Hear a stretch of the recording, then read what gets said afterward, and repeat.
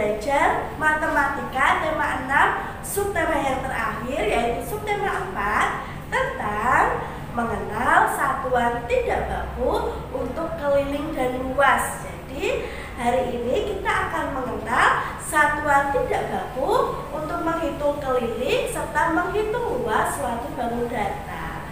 Nah, sekarang anak-anak perhatikan gambar berikut. Keliling bangun datar adalah banyak satuan panjang yang digunakan untuk mengukur panjang tepian bangun datar. Jadi kalau keliling itu adalah menghitung tepian bangun datarnya, sedangkan luas adalah bidang yang dibatasi oleh sisi-sisi bangun datar. Nah, perhatikan perbedaannya ya pada gambar berikut. Nah, pengukuran keliling dan luas dengan satuan tidak baku dapat memberikan hasil berbeda jika dilakukan oleh orang yang berbeda. Nah, nih contoh di sini ada gambar meja dan juga buku. Nah, mengukur keliling meja dapat dilakukan dengan menggunakan pensil sebagai satuan tidak baku. Ketika misalnya Bu Feni menyuruh 2 orang anak untuk menghitung keliling meja, maka antara 2 anak ini A dan B hasilnya belum tentu sama. Kenapa? Karena pensil yang digunakan belum tentu panjangnya sama, maka nanti hasilnya akan berbeda. Dan untuk mengukur luas permukaan buku, anak-anak bisa melihat gambar di samping, dapat menggunakan uang kertas. Lalu apa saja alat tidak baku yang dapat digunakan untuk menghitung keliling? Nah, anak-anak bisa perhatikan, anak-anak bisa menggunakan potongan lidi, bisa juga anak-anak menggunakan tusuk gigi, ada juga anak bisa menggunakan klip kertas atau menggunakan pensil, spidol atau bolpen. Lalu sekarang kita akan belajar menghitung keliling luas bangun datar dan menggunakan petak satuan. Jadi kita akan menghitung keliling dan luas menggunakan petak satuan. Keliling dan luas bangun datar dapat ditentukan dengan satuan tidak baku yaitu petak satuan. Kalau tadi kita menghitung menggunakan bolpen atau pensil, sekarang kita akan belajar menghitung keliling dan luas menggunakan alat tidak baku berupa petak satuan. Untuk menentukan keliling pada bangun datar, coba sekarang anak-anak perhatikan contoh berikut ini. Nah, di sini anak-anak dapat melihat ada gambar lukisan. Nah, di sini kita akan menghitung kelilingnya. Jadi dari lukisan yang berbentuk persegi ini kita bentuk menjadi kotak-kotak dengan ukuran yang sama. Lalu kotak-kotaknya kita hitung tepiannya ada berapa kotak. Ternyata jumlahnya ada 16 petak satuan. Artinya lukisan yang ada pada gambar di samping memiliki keliling 16 petak satuan. Untuk menentukan luas pada bangun datar, sekarang anak-anak perhatikan contoh berikut. Nah, untuk menentukan luas, anak-anak tinggal hitung saja kotaknya ada berapa. Kalau di gambar yang pertama ada 15 kotak, artinya luasnya adalah 15 petak satuan, sedangkan gambar yang B memiliki luas 9 petak satuan. Tinggal dihitung kotaknya ada berapa. Sekarang kita akan mencoba menghitung luas bentuk bangun datar menggunakan petak satuan. Ingat kembali, luas bangun datar dapat ditentukan dengan satuan tidak baku yaitu petak satuan. Sekarang anak-anak perhatikan contoh berikut ini. Hari ini sangat panas. Komang dan Fitri akan membuat kipas dari kertas karton. Perhatikan gambar potongan karton yang diletakkan di atas ubin berikut. Jadi, kertas karton yang disiapkan Komang dan Fitri meletakkannya di atas ubin. Jika anak-anak perhatikan, kertas kartonnya ada yang sama, ada yang tidak. Artinya ada yang benar-benar satu kotak ubin, namun ada yang setengahnya. Nah, sekarang kita hitung. Yang satu kotak ubin persis ada berapa? 1, 2, 3, 4. Ada 4. Sedangkan di sisi kanan dan sisi kirinya setengah-setengah. Sisi kanan yang bagian atas setengah, yang bagian bawah setengah. Sisi kiri yang bagian atas juga setengah, bagian bawah juga setengah. Setengah dan setengah jika digabungkan atau ditambahkan menjadi 1. Jadi total petak satuan yang ada pada gambar berikut ada 6 petak satuan, 4 kotak full dan yang 2 setengah-setengah. Nah, sekarang coba anak-anak belajar menghitung luas petak satuan gambar berikut ini. Coba nanti hitungan anak-anak dengan jawaban Bu Feni benar apa tidak. Coba sekarang anak-anak hitung ada berapa petak satuan gambar di samping ini.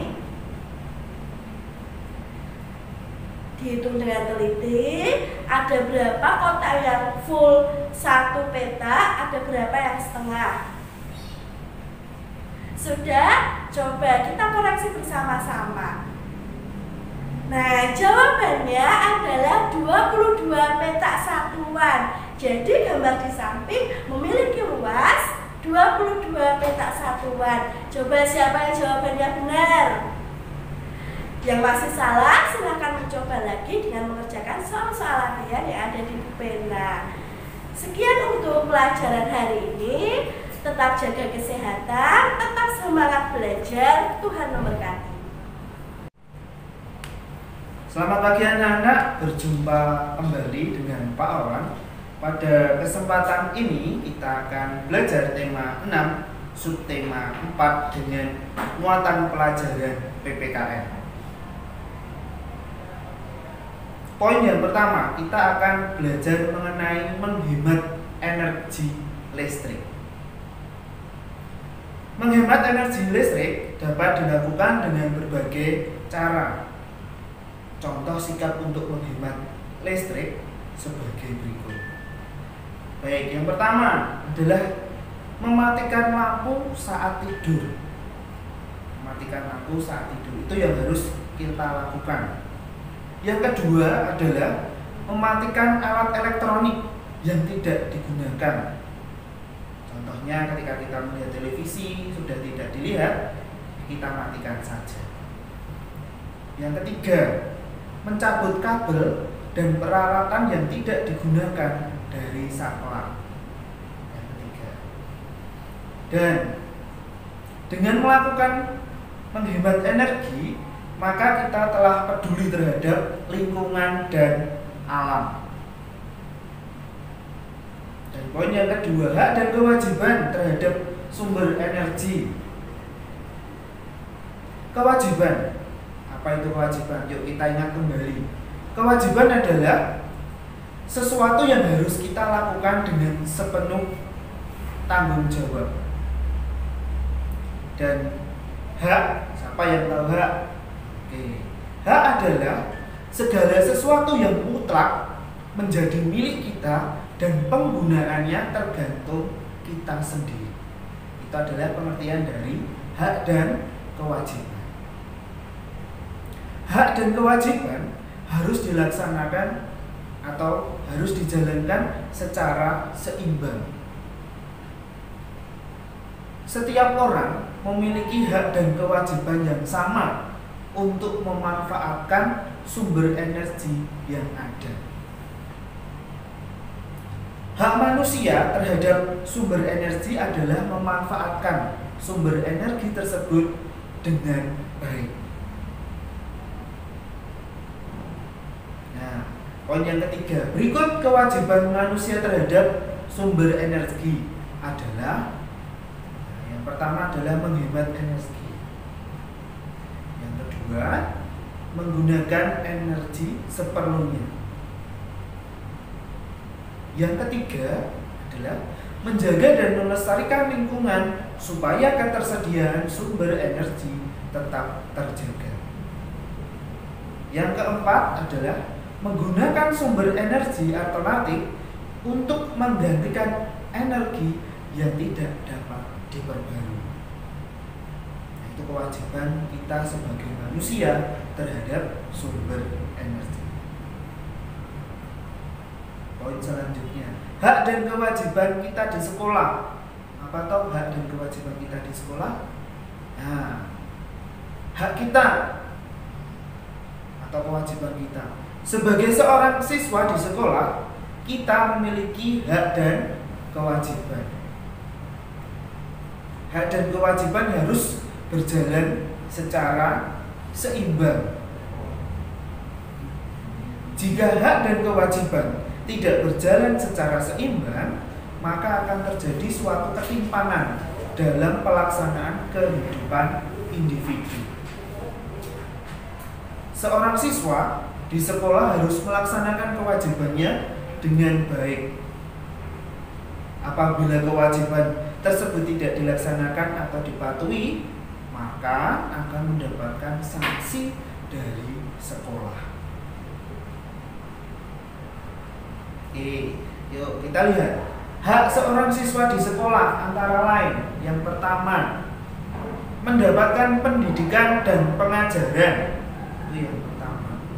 Dan yang kedua, mendapatkan perlindungan selama berada di lingkungan sekolah.